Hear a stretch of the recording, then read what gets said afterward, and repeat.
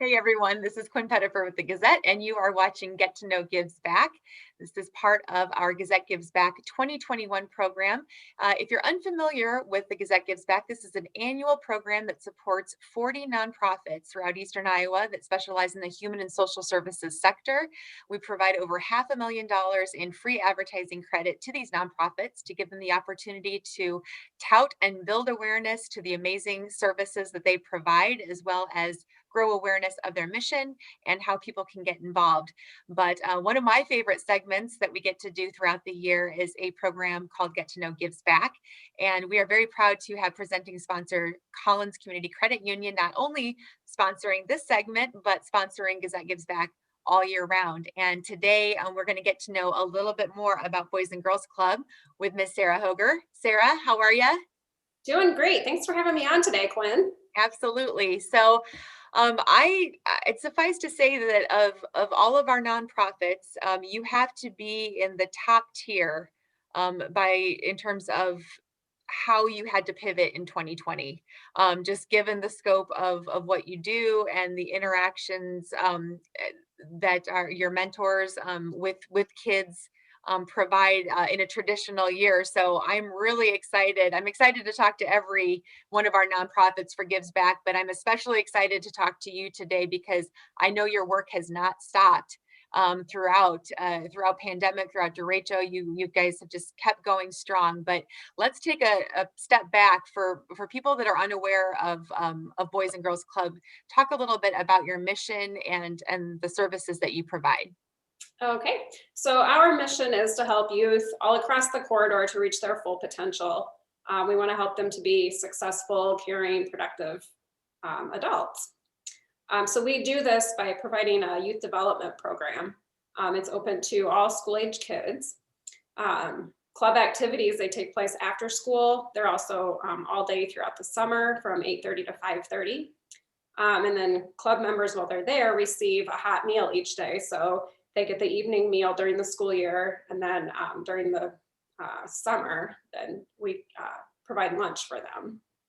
And then there's just many different activities that ultimately all help them to become successful and sufficient adults.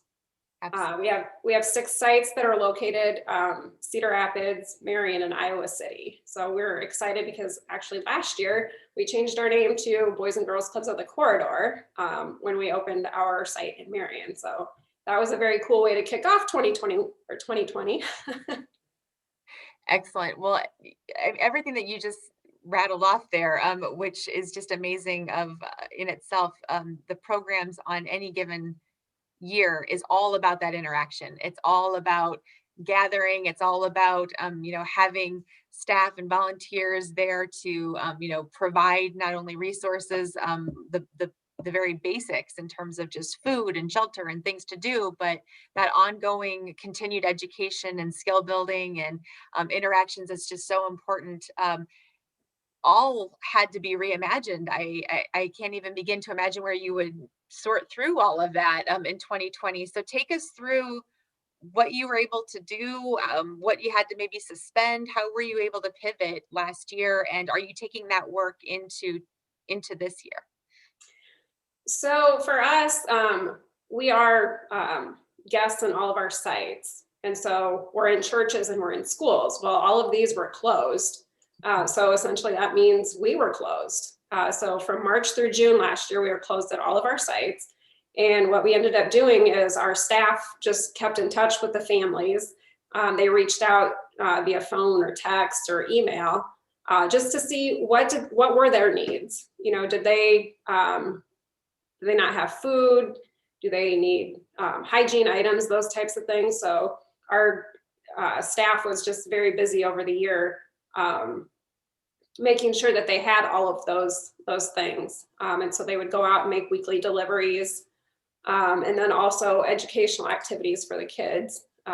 They would take, like board games and just worksheets and things like that to keep the kids actively learning, or even, just to keep them occupied, because parents a lot of times are not, nobody was ready for that last year. So just trying to help out however we could. That was the biggest thing for us. Those routines are so important. I mean, everything that I've learned from just, what you have done in community discussions and presentations, especially, it's all about building trust and building relationships and building that familiarity, and to have all of that wiped away. I mean, that's hard at any age, but but especially for kids. I think that had to have been just a very challenging time. And I kudos to your staff, because I know that's not simply how's it going? All right, well, see you later. Kind of interaction that they maintain. I mean, they were really talking about, what do you need? What can we provide you? Which goes well beyond, I'm sure, some of your traditional resources and programs that you offered. For So, sure. I yeah, do that is actually, I'd like to share a little story if I can. absolutely, please. So actually last year, right as the pandemic hit, we had one of our unit directors leave. So we actually had just hired, I think it was the end of March, a new unit director at our Olivet unit. And, she didn't really have a lot of connection with our families. So, that was a whole new thing for her. And to have to, reach out that way just made it so much, just added another layer of difficulty. So we were Absolutely. really proud of how she just stepped right in Just and jumped right in. yep, Absolutely. Well, and yeah, and I mean, it's one thing to build trust over time, but when right. it's a really wonky situation for everybody, the ability to just get in there and just reach out like that, I'm sure that that's going to be the start of some lifelong relationships that Yep. she's going to have. Well, that's great. So, Sarah, for 2021, how are things shaping up in terms of programming, in terms of getting back in person? Is there any discussion, or is that happening, or what is? Yeah. So actually, we just as of last Tuesday, we opened our site in Marion back up. They had some derecho damage, and so that was just being repaired. And but now we are open at all 6 of our sites. So I guess what programming looks like from here on out. The reality is that kids are struggling in school with all the time that they missed last year. Mhm. There's many kids who were reading at grade level before the pandemic, and then they come back, and now we're seeing that, they're not at grade level anymore. So we're just doing what we can to help that. Uh, Mhm. One example I wanted to share was Joyce, she's one of our elementary kiddos. She had been reading above grade level before the pandemic, and then when we returned to school after the fall, she had fallen below. And so our staff just met with her, one-on-one every day and just read with her. And slowly we started to see her reading skills start to improve again. So we'll be excited to see when they do their next round of testing at school where she falls. She'll be, well, that is fantastic dedication of the team, to be able to just identify, like, we're not going to let you fall behind. It's on such a great path. We got to keep this up, and I'm sure that there'll be more stories of that as the school year continues. But yeah, that is great. I also wanted to check in with you about some of your fundraisers and events, community gatherings that you do to support the club and to support the organization and these great kids and the team. Do you have any sense of what that will look like this year? Are there going to be upcoming events that people can chip in and support? Yep, we do have a full fundraising schedule for this year. So normally we start things off in March with our Blue Door Bash. Well, with things still being kind of up in the air with the pandemic and all, we did push that back a little bit. It's going to be Thursday, May 13th this year. It is going to be virtual this year. We're still not 100% sure how everything's going to progress, so we thought we would play it safe there.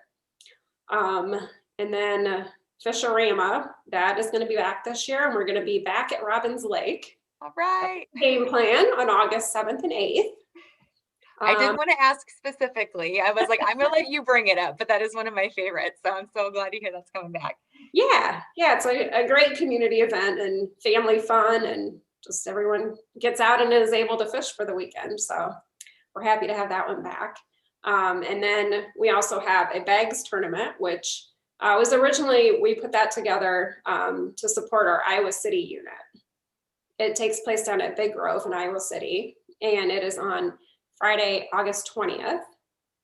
And then the following weekend, we have Chrome for Kids, which is our motorcycle ride. And then the night culminates with a raffle, and we raffle off, this year it's going to be a Harley Davidson Road King. So that's pretty cool. Wow. Yeah. And That's finally, pretty serious in the raffle world, I'd say. we've got another raffle. It is our Pedal for Progress bike ride and raffle. That event is still in the plans yet, but Saturday, September 18th is going to be the day for that. So we're hoping that we can get everybody out for a fun little bike ride. Excellent. Well, you put a lot of thought into these, obviously a lot of outdoor focus, where no matter where we are down throughout the year, you're still going to be able to get together and do so safely and still raise some money and some resources for great causes. This is excellent. So, Sarah, as we wrap up, two things. One, if a parent or guardian or family member, teacher, if somebody identifies that a student might be a good fit for the program, how do they get involved, or how do they find out more to have their child become part of the organization and the programming? So right now we're actually not taking any new kids just because Okay. of the pandemic. We're still running at half capacity. Okay. But you can get more information on our website, which is www.inmyclub.org. And then they can just click on programming and they'll find more information there. Okay. And how about volunteers? Anybody that wants to volunteer or get to know how to support beyond attending the fun events? Yes. So if you want to volunteer, right now we're just doing events because trying to keep our numbers down at the sites. But they can also find information on our website there, www.inmyclub.org, or they can email Angie Brown, abrown@inmyclub.org. Excellent.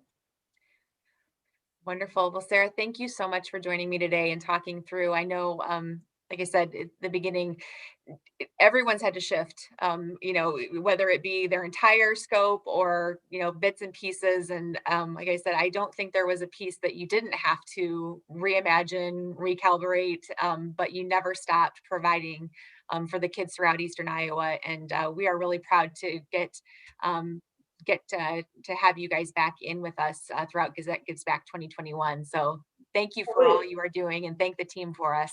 Definitely. And we thank you and Collins for the support, all that you guys provide for this community. It's really great.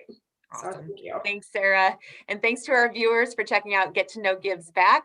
If you want to check out more about the Boys and Girls Club or any of our nonprofit organizations that are part of the program this year, you can go to thegazette.com/givesback and learn more. Thanks again to our presenting sponsor, Collins Community Credit Union. I'm Quinn Pettifer with the Gazette, and we will see you next time.